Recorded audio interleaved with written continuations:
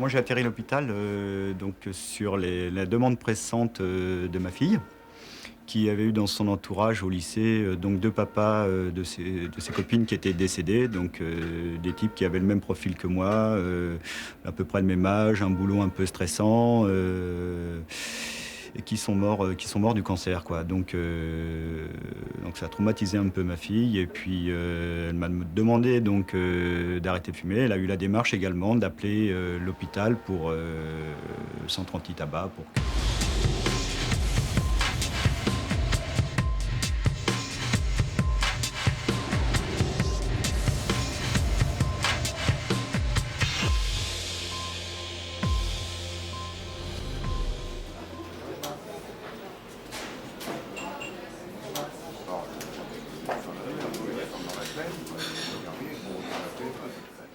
Je pense que les jeunes de mon âge, ils n'ont pas du tout conscience que c'est dangereux et que c'est mauvais pour la santé.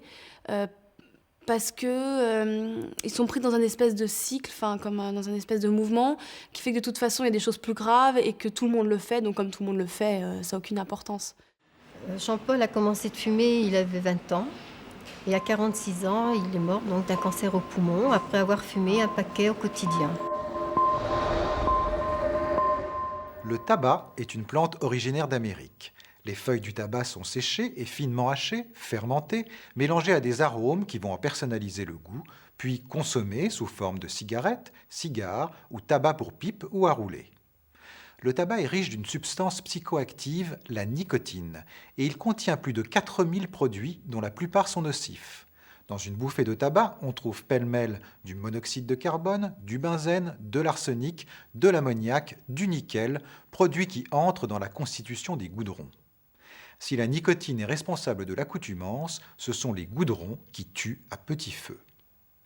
Fumer est aujourd'hui tellement inscrit dans notre culture qu'il paraît presque inconvenant de rappeler que le tabac tue actuellement plus de monde que toutes les autres drogues réunies, y compris l'alcool, l'héroïne et la cocaïne.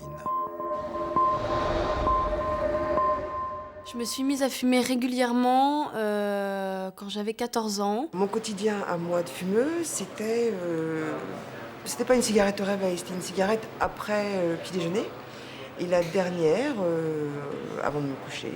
Et entre les deux, 48 cigarettes. Le tabagisme actif concerne plus d'1 milliard de personnes dans le monde. Il est responsable de la mort de 3,5 millions de fumeurs chaque année. Un tiers des Français se reconnaissent comme fumeurs. Et si depuis 20 ans, la proportion diminue chez les hommes, elle augmente chez les femmes. Depuis la loi Evin de 1991, les ventes de tabac ont chuté de 11%, mais aujourd'hui, entre 18 et 34 ans, c'est la moitié de la population générale qui fume. La France est le pays d'Europe où, à 12 ans, les jeunes fumeurs sont les plus nombreux. 15% des ados de 13 ans sont ainsi des consommateurs dépendants du tabac.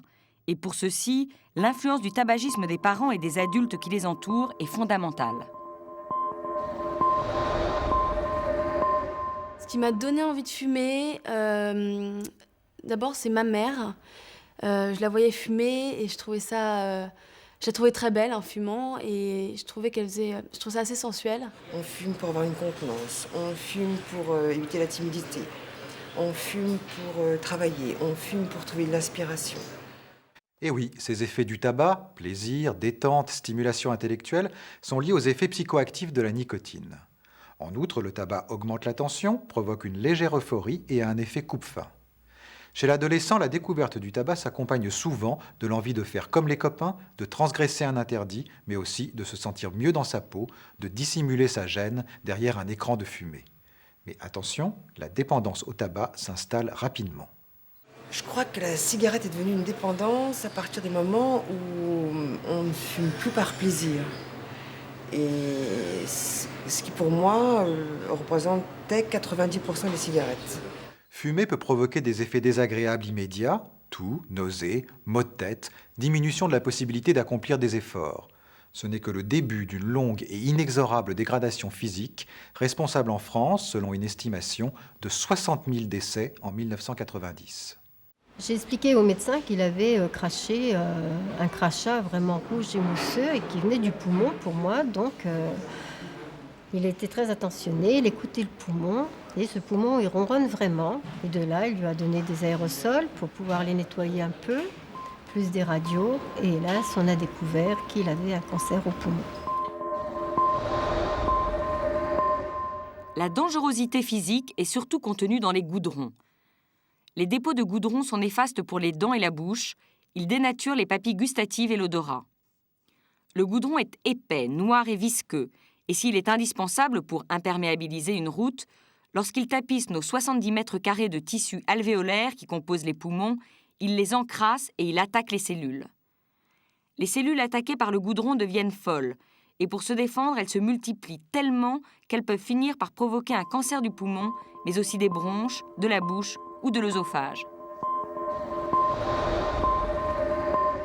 À moyen terme, l'irritation des bronches par la fumée est responsable de la bronchite chronique.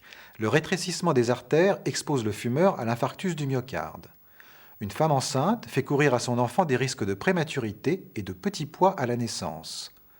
Le tabac se conjugue volontiers avec le café et l'alcool, et les effets de ces substances se multiplient quand elles sont associées.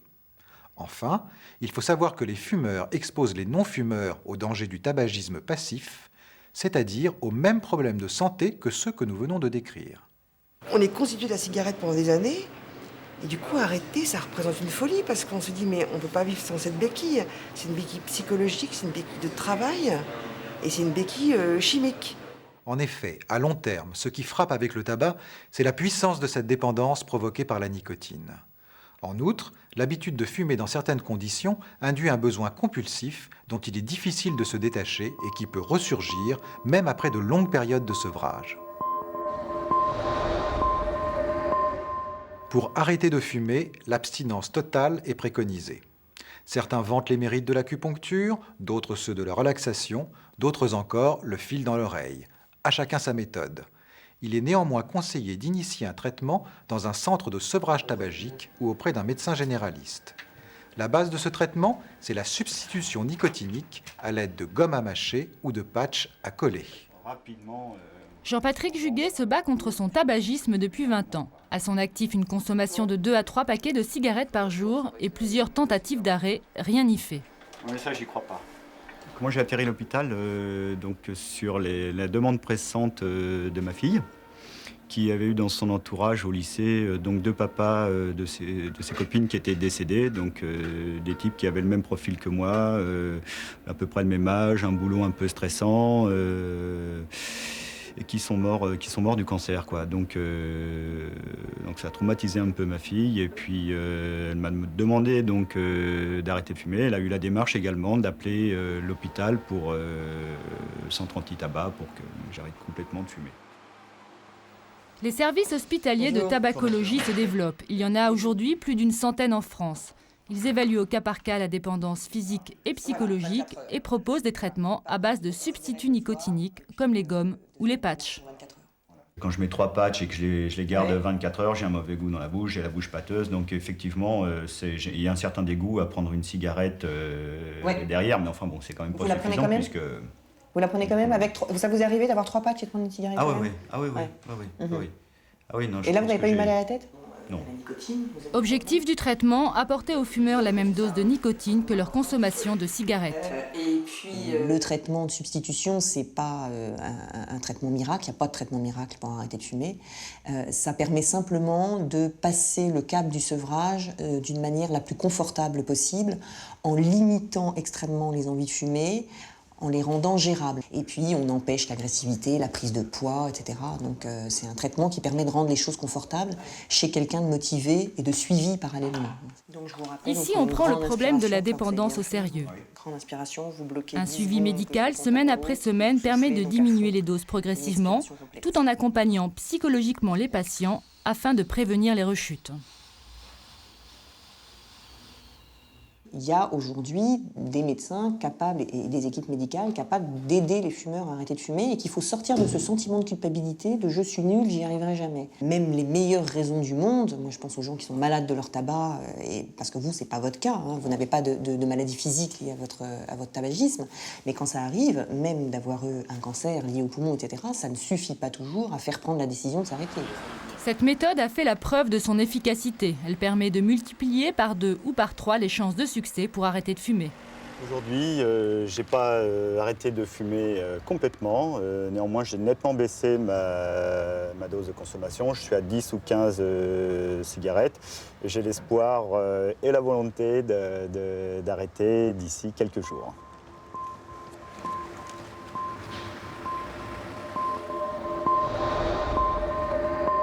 Je pense que le seul moyen pour pas être emmerdé, c'est de jamais commencer et de tenir le coup, parce qu'on est toujours tenté, mais de jamais essayer.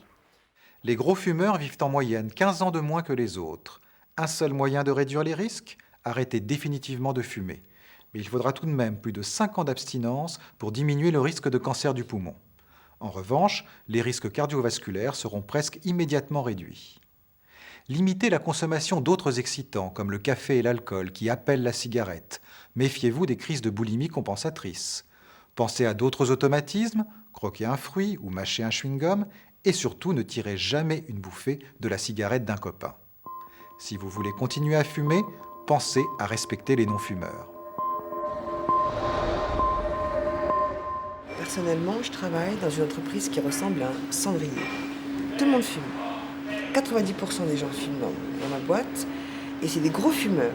Donc au début, c'est très difficile parce qu'il y a beaucoup de tentations, et après, c'est très écœurant parce qu'on n'aime plus ça. La loi protège les non-fumeurs. L'article L355-28 du Code de la santé publique prévoit qu'il est interdit de fumer dans les lieux affectés à un usage collectif, sauf dans des emplacements expressément réservés aux fumeurs. Quiconque fume hors des emplacements fumeurs mis en place dans ces lieux est puni d'une amende de 3 000 francs. En outre, l'accès aux zones fumeurs des lieux d'accueil et d'hébergement de mineurs, comme les collèges, est interdit aux moins de 16 ans. Jean-Paul ne croyait pas qu'on pouvait prendre un cancer du poumon avec des cigarettes, étant donné que c'est un produit qu'on achète dans un tabac qu'on vous vend librement. Il ne comprenait pas qu'on pouvait prendre un cancer avec une cigarette. Pour lui, c'est impossible, du fait qu'on lui vendait, même s'il y avait écrit dessus « nuit gravement à la santé », il disait « c'est pas possible ». Le tabac a été tour à tour condamné ou vanté. On en a fait la publicité, on l'a associé à la fête et au plaisir. Au total, on a créé de toutes pièces un gigantesque problème de santé publique. À l'heure actuelle, le vent tourne. Les associations de victimes du tabac n'hésitent plus à poursuivre devant les tribunaux les fabricants de cigarettes ou même l'État, dont les bénéfices sur les ventes de tabac sont considérables. Un bon moment pour prendre conscience du danger et, si vous le voulez, vous débarrasser définitivement de cette toxicomanie. Depuis que j'ai arrêté de fumer, ce que j'ai retrouvé, c'est le sommeil, les maux de tête qui ont disparu le matin au réveil. On a souvent une casquette de fumée le matin au réveil. La peau qui revient, c'est pas une peau de bébé, mais on n'a plus le masque du fumeur gris jaunâtre. Et le goût, bien sûr, le goût très aigu des choses. Et les rêves qui reviennent, enfin pas les rêves, le souvenir des rêves.